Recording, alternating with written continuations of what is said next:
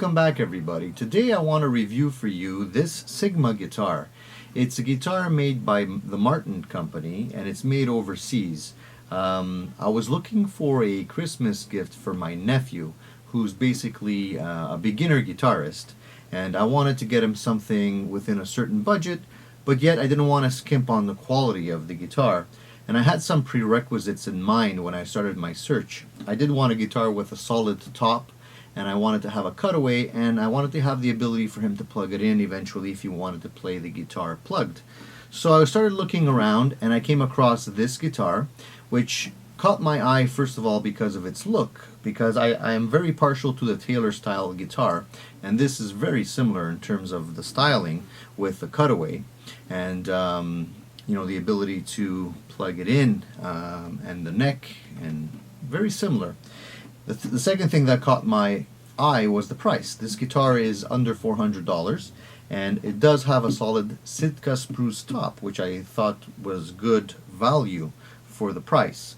So I started playing the guitar and I liked it. I like the neck on this guitar as well.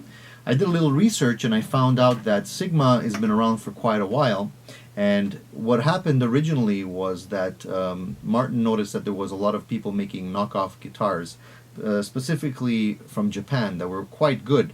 And instead of shutting them down, they recruited them to start making the overseas lines of guitars at a much lower cost. And they originally started in Japan, they eventually moved to Korea, and now they're being made in China. And although they're being made in China, again, the quality of this guitar is quite good. So let me go through it with you and explain to you, why I like this guitar and what I like about it specifically. So as I mentioned, and I'll mention it again, the solid Sitka Spruce top is a must for me.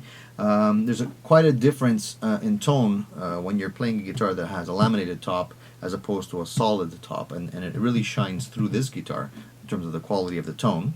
The guitar has a bone nut, not a plastic nut, which helps with the resilience of the notes and basically gives you that top end that's quite sought after.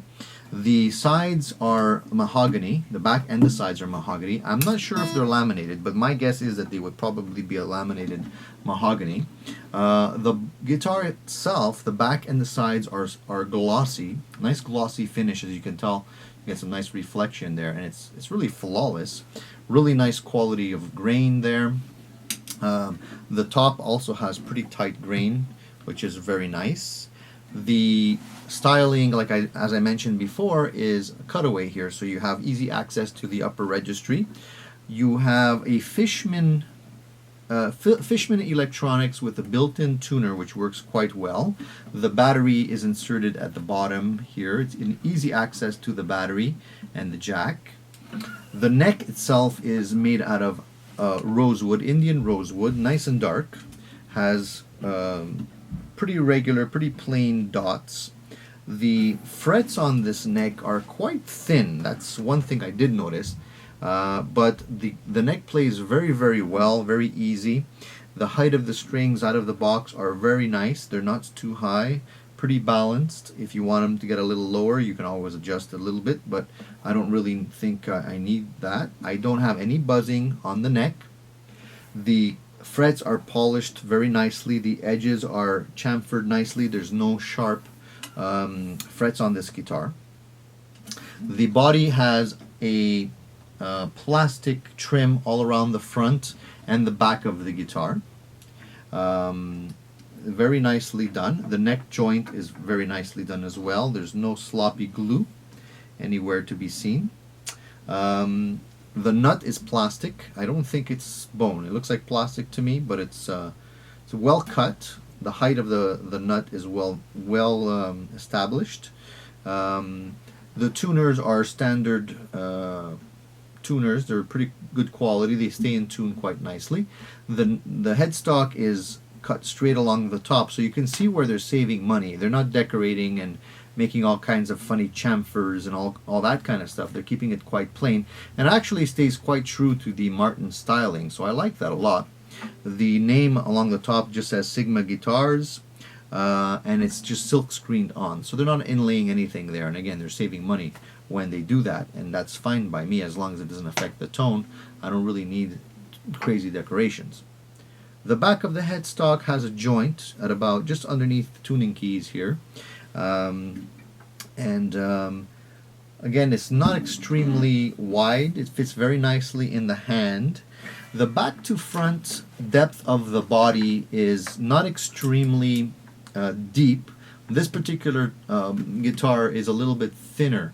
They have other models that are a little bit deeper, but they weren't the cutaway style that I wanted, so I ended up getting this one. And I find it's very comfortable because it's not very deep front to back. For a younger man, it will be a lot more comfortable for him to play this guitar. So overall, this guitar, and I gotta mention the model number. It's the 000MC-1STE, and E I guess stands for the electronics. This is the model that I opted for, and it's quite good quality. I'm very happy with this purchase, and I have no regrets really. I've played it for a little while just to see if I'd bond with it, and I did. I think the quality is nice and rich. I'll strum a couple of chords just to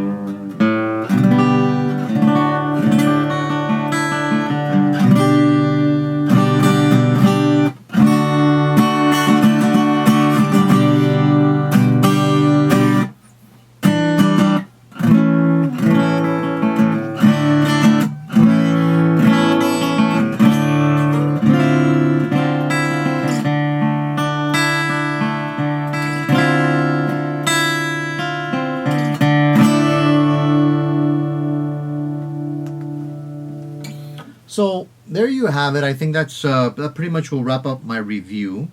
I don't think I left anything else out. I think you can get some really nice quality guitars from the Sigma line if you're looking for something that you don't necessarily have to break the bank for. I wouldn't hesitate getting this for my kids, and maybe even for me as a knockaround guitar. I have more expensive acoustic guitars. It's not necessarily as balanced as, say, a Taylor would be, but it's also not $2,000. For this price range, I think you're getting the maximum value for your money, and it's not a shabby guitar at all. I would not be embarrassed to play anywhere with this guitar. So check it out, and you might be pleasantly surprised. Give me some feedback if you'd like to. I'll answer your emails, and I'll have more gear reviews coming your way very soon. So stay tuned.